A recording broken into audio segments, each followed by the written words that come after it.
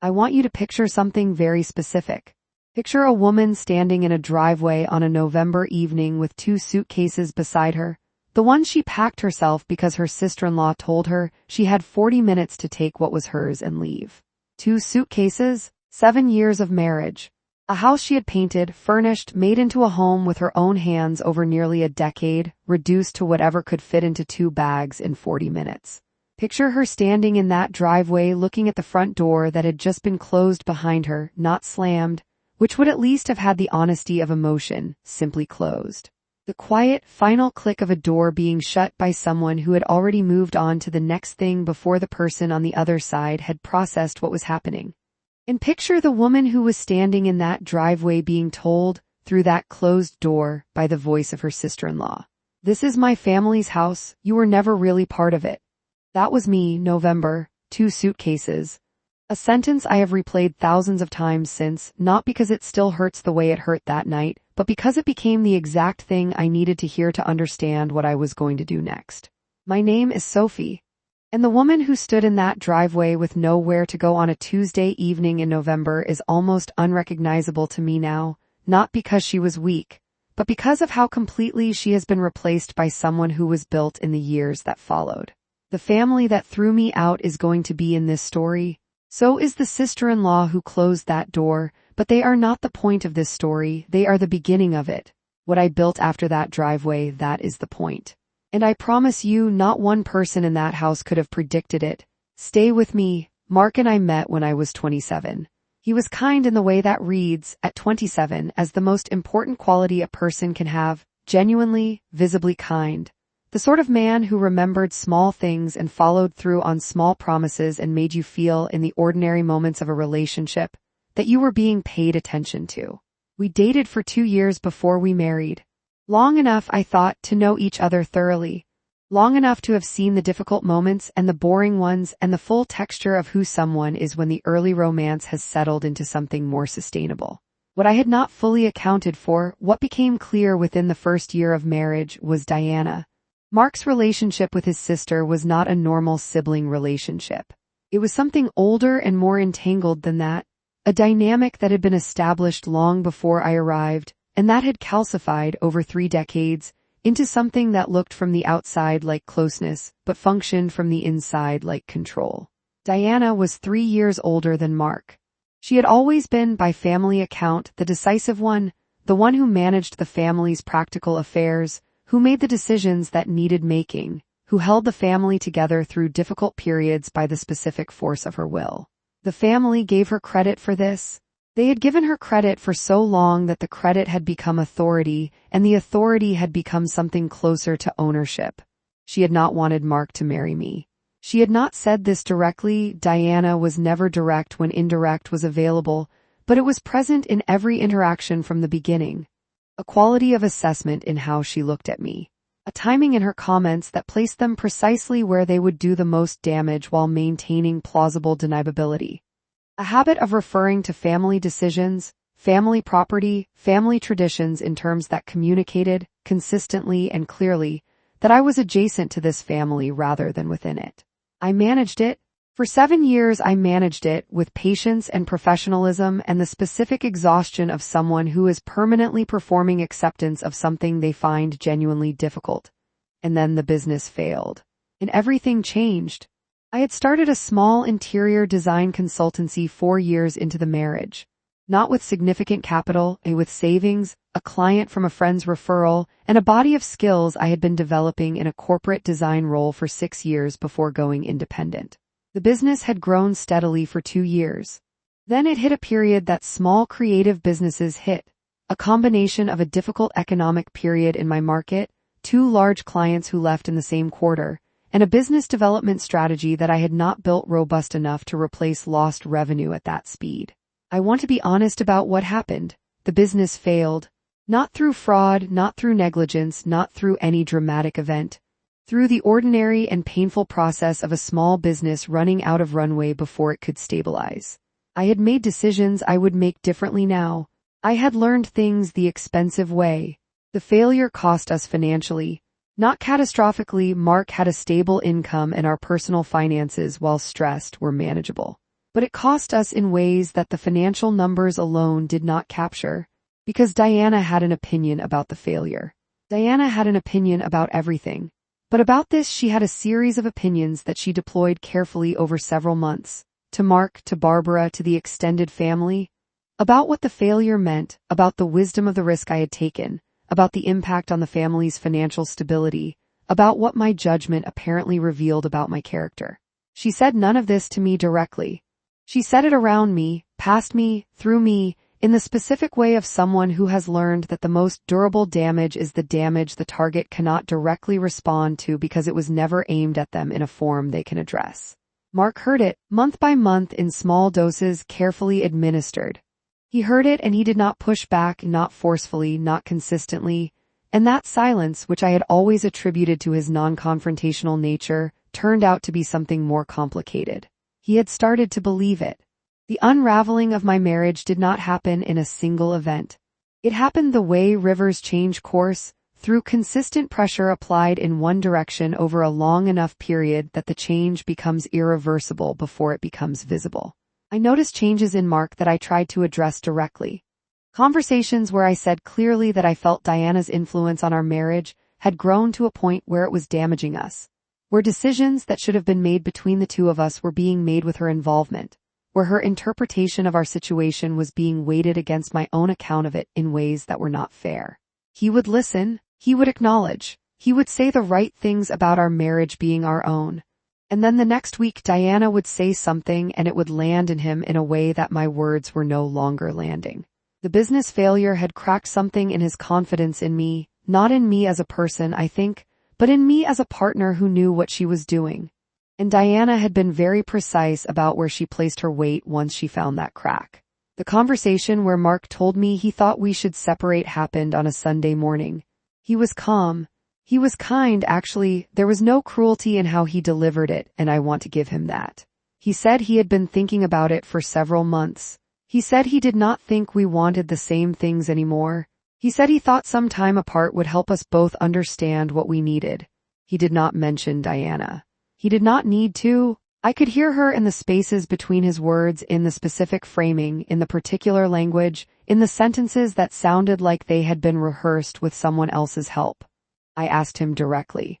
"Is this your decision or Diana's?" He said. "It is mine." I looked at him for a long moment, then I said, "Okay." I started looking for an apartment the following day. What I did not know was that Diana had her own timeline and my timeline was too slow for it. The house we lived in had been in Mark's family for 11 years. It was not purchased during our marriage, he had owned it before we met, and I had moved into it when we married. My name was not on the deed. I had known this and had not thought it would matter. It mattered. 3 weeks after the conversation about separation, I arrived home from a meeting to find Diana's car in the driveway. She was inside. She and Mark were sitting at the kitchen table, the table I had chosen. In the kitchen I had designed and painted and made functional in the specific way I knew how, and they both looked up when I walked in with the expression of people who have been discussing something and are now executing it. Diana spoke first. She told me that given the circumstances, the separation, the financial situation, the practicalities of the property, it would be best if I made arrangements to move out promptly. She said a reasonable timeline would be the end of the week. She said this in the tone of someone who has already decided that the conversation is a formality rather than a negotiation. I looked at Mark. He did not meet my eyes. I said, "Mark, are you asking me to leave?" He said, "I think it would be better for everyone." I understood in that moment that the separation conversation had not been the real decision. The real decision had been made before that conversation between Diana and Mark, in whatever space they occupied that I had never fully been able to reach, and the conversation had been the notification, not the negotiation. Diana gave me 40 minutes. She stood in the kitchen while I packed. She did not offer to help. She did not leave. She stood there with the specific stillness of someone overseeing a process they have designed and are watching complete. I took what I could fit. I took the things that were irreplaceably mine, documents, specific personal objects, items of genuine sentimental value. I left behind 7 years of accumulated life that had been woven too deeply into that house to extract in 40 minutes. I walked out with 2 suitcases. Diana closed the door behind me. Through the closed door I heard her say it. "This is my family's house, you were never really part of it." I stood in that driveway for approximately 1 minute. Then I called Laura. Laura answered on the second ring. I told her what had happened in approximately 4 sentences because 4 sentences was all I had capacity for at that moment. She said, "Where are you right now?" I said. "The driveway." She said, "Do not move, I am coming." She arrived 20 minutes later. She put my suitcases in her car without commentary. She drove me to her apartment. She made tea not because tea fixes anything, but because having something warm to hold is not nothing when you are in shock. She sat across from me at her kitchen table and let me talk for 2 hours about everything and nothing, and then she said, "You can stay here as long as you need, the spare room is yours." I stayed for 6 weeks. I want to tell you about those 6 weeks honestly because I think they contain something important. They were not good weeks. The grief of a marriage ending is real even when the marriage had become something painful. The grief is for the version of the future you had planned, for the person you had believed your partner to be, for the ordinary daily life that you have to restructure from scratch. I also called my mother Margaret during those weeks. She drove 3 hours to be with me for the first weekend. She did not say anything about Mark that, while probably accurate, would not have helped. She said one thing that I have kept. She said, "Sophie, they removed you from their story, now write your own." She said it once, she did not repeat it. She went back to making dinner. I thought about it for weeks.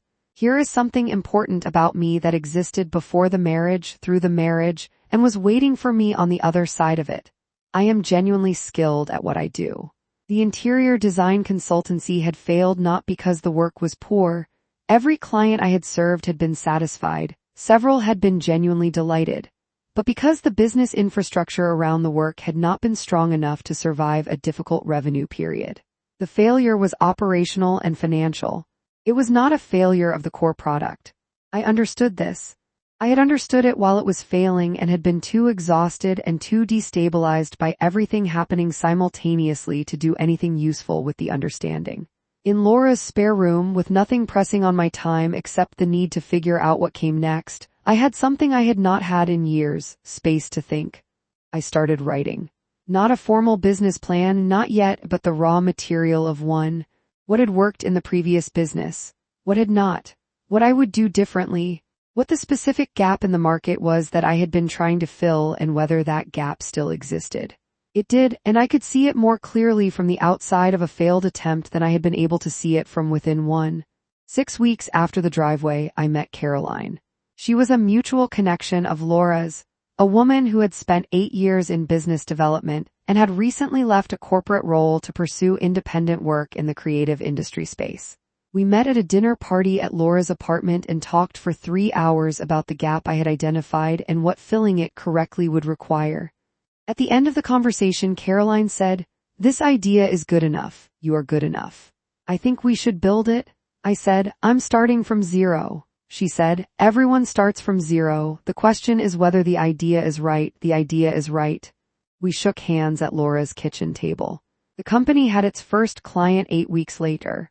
What we built was a boutique interior design and space consultancy focused specifically on small and mid-sized businesses, retail spaces, professional offices, hospitality environments that needed design thinking, but could not access or afford the traditional agency model. The gap was real. We had validated it through Caroline's network before we had formally launched. The first client came through a referral from a former client of my previous business, someone who had been satisfied with my work and had been waiting for me to be working again. The first year was the model that works for service businesses that are right, slow, then faster, then fast. We kept the client count manageable, delivered work that was genuinely excellent, and let the results generate the next client through the only marketing that is actually reliable, which is a satisfied client telling someone else. Caroline managed the business development and client relationships with a precision that freed me to focus on the design work, which is where the value was and where I needed to be spending my time. The division of labor was not something we had formally decided on. It emerged from 2 people who were honest about what they were good at and structured their collaboration accordingly. At month 14, we presented to Richard Hayes, an angel investor who had been introduced through Caroline's network. Richard had a background in creative industry investing and understood the market we were in. He asked the right questions. He understood the answers. He committed to an investment that gave us the capital to hire our first 2 employees, move into a real studio space, and pursue a category of client that had been slightly out of our reach without additional resources. The investment was also, in terms that mattered to me personally, a formal external validation of what Caroline and I had built. Not the only validation, the revenue was real and the clients were real and the work spoke for itself. But there is something specific about a sophisticated investor choosing to put real money into what you have built that resolves a question you have been carrying since the first business failed. The question was the failure about me? Or was it about circumstances? Richard's commitment was a data point in the answer. I filed it carefully 18 months after the driveway. Mark's family held a gathering, an annual event that the family had maintained for years, a large extended family dinner that had always been, in the years of my marriage, an occasion I had helped organize and host. I was not invited. I had not expected to be. What I had not expected was to run into Barbara, Mark's mother, at a local market 3 days before the event. She was alone. She saw me before I saw her, and for a moment I watched her decide what to do. She chose to approach. She looked older than I remembered. Not dramatically, just the specific aging that happens to people who are carrying something heavy over a long period. She asked how I was. I told her honestly that I was well, that the work was going well, that I was in a good place. She was quiet for a moment. Then she said something I had not expected from Barbara, who had been silent through everything. She said, I should have said something during all of it. I knew what was happening and I did not say anything, and I have thought about that a great deal. I looked at her. I did not know what to do with the acknowledgement. It was real, I believed it was real, and it was also 2 years too late to change anything. I said, I appreciate you saying that. She said, Diana's marriage ended last month. Thomas left. I did not know what to say to that either, so I said nothing for a moment. Then I said, I'm sorry to hear that. Barbara looked at me.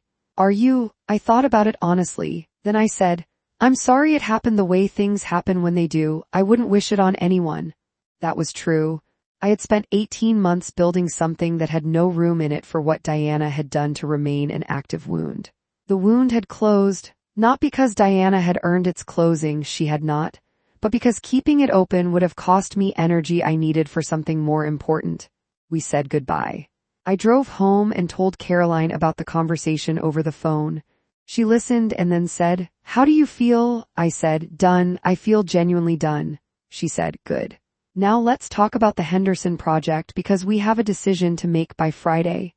The title of this story uses the word silenced. I want to examine that word before I close because I think it deserves examination. I did not silence Diana. I did not silence Mark or Barbara or anyone in that family. They are not silent, they are living their lives in whatever way they are living them, and I am not present for it and do not need to be. What I silenced was the version of me that was defined by what they had done.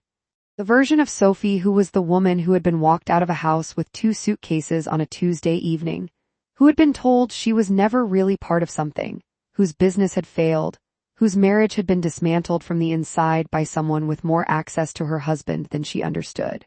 That version existed. She was real. She stood in a driveway and she was not okay. She is no longer the loudest version of me. She has been replaced, not erased, because what happened formed me in ways I cannot and do not want to fully undo, but overtaken by a version built in the 18 months since. A version that has a company she is proud of. A partner in Caroline who is the model of what professional relationships can be. Work that is genuinely good and that has been recognized as such by people whose recognition means something. Diana said I was never really part of the family. She was right. And she did me the enormous unintentional favor of making that clear before I spent another 7 years in a house where it was true. The success is not revenge. I want to be precise about that. I did not build the company to prove something to Diana. I built it because I had a good idea and a good partner and the specific clarity that comes from having nothing left to lose and everything to build. The silence, the absence of Diana's voice in my life and head, is the success. Everything else is what grew in that silence. And what grew is more than I would have built if I had stayed.